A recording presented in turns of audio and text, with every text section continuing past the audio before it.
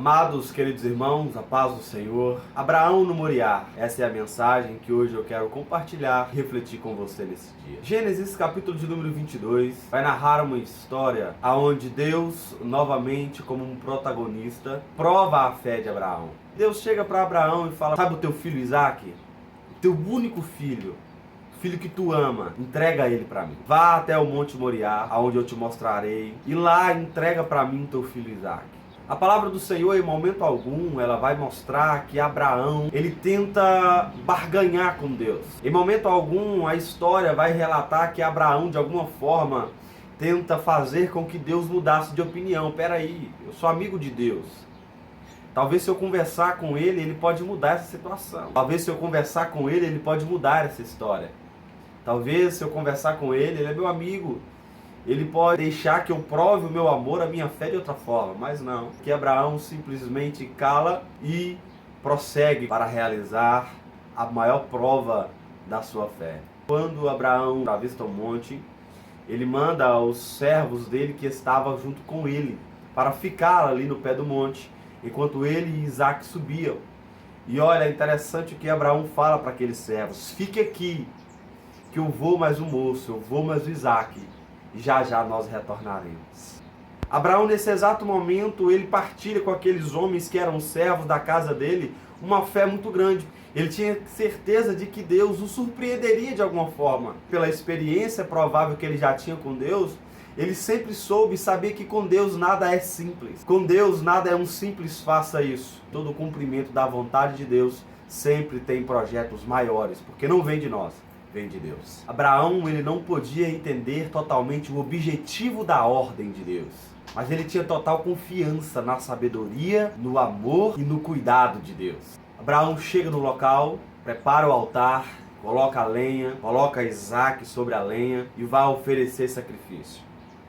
Novamente, a Bíblia não mostra em nenhum dos versos hesitação de Abraão em cumprir o pedido de Deus, mas Deus permite que até o último segundo Abraão cumpra com o dever, cumpra com a ordem de Deus. E no último instante, o anjo do Senhor interrompe Abraão para que ele não finalizasse aquele ato, porque ele já tinha até ali provado a fé e o temor a Deus por não negar o próprio filho ao Senhor. Deus está testando a fé de Abraão, pedindo a ele para entregar algo precioso. Sara não podia ter filho, Abraão não tinha filho até aquele exato momento, quando os anjos aparecem e faz uma promessa a Abraão que Deus daria a ele terras e terras por herança, que ele seria pai de multidões, pai de nações. Quando Abraão recebe aquela promessa, ele guarda no seu coração, a sua mulher ouve, duvida um pouco, porque é sempre assim. Quando Deus promete o sobrenatural, nós às vezes duvidamos. É difícil crer no sobrenatural, porque o sobrenatural não se explica e nós temos costume, a facilidade de acreditar naquilo que nós podemos sentir, pegar, ver. Por isso nós sempre corremos para viver em vista, mas na verdade nós não podemos viver por vista. Teremos que viver por fé. Sara percebe que a promessa demora a chegar. Oferece a sua própria serva, que servia na sua casa, para Abraão, então, ter o filho. Deus pudesse, através daquele filho, cumprir as promessas sobre a vida de Abraão. Deus, em momento algum, quando Ele tem um projeto na nossa vida, Ele precisa de ajuda para orquestrar, para arquitetar a vontade dEle. Às vezes, na tentativa da gente tentar ajudar o Senhor, a gente só atrapalha. Tentar apressar o tempo de Deus, nós só atrapalhamos. O tempo de Deus para cada um de nós não cabe a nós, mas no momento certo Ele vai te colocar em situações, em momentos, para que você haja segundo a vontade dele, não segundo a sua vontade. Quando Deus chega para Abraão para pedir Isaque, Deus é categórico em dizer: o teu único filho, ao que tu ama. Peraí, Deus sabia que Abraão não tinha só um filho. Abraão tinha dois filhos, o primogênito, que era Ismael, e o segundo, que era Isaque. Quando nós tomamos ações e atitudes que não são da vontade de Deus, Deus anula a escolha errada que nós fizemos, embora as consequências ficaram. Isso reflete ao nosso pecado.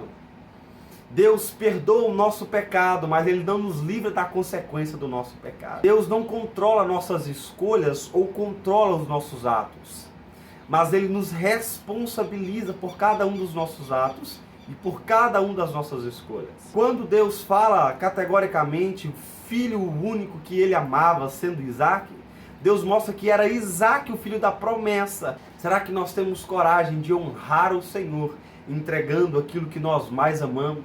Ou você tem coragem de entregar para Deus o que você sempre quis e Ele mesmo te deu? Esse querer só para nós, esse querer manter, esse querer guardar, acaba substituindo um tempo, uma oferta de adoração que deveria ser para o Senhor. Acaba substituindo uma dedicação que nós deveríamos fazer para o Senhor, para a obra do reino, para a proclamação do Evangelho. Nós estamos gastando com outra coisa, estamos nos dedicando a outras coisas. Deus permitiu até esse último segundo para que Abraão soubesse que ele era capaz de oferecer o melhor para Deus. Por mais que Abraão já sabia, já tinha experiências com Deus, Deus achou necessário provar a fé dele de uma forma tão poderosa que ele soubesse que ele era capaz de oferecer o melhor para Deus. Deus sabe que eu e você somos capazes de oferecer o melhor para Ele. Por isso que Ele sempre exige o nosso melhor. Ei, não é melhor do que o outro. Deus nunca falou para a gente ser melhor do que o outro, num aspecto de humilhação ou de superioridade.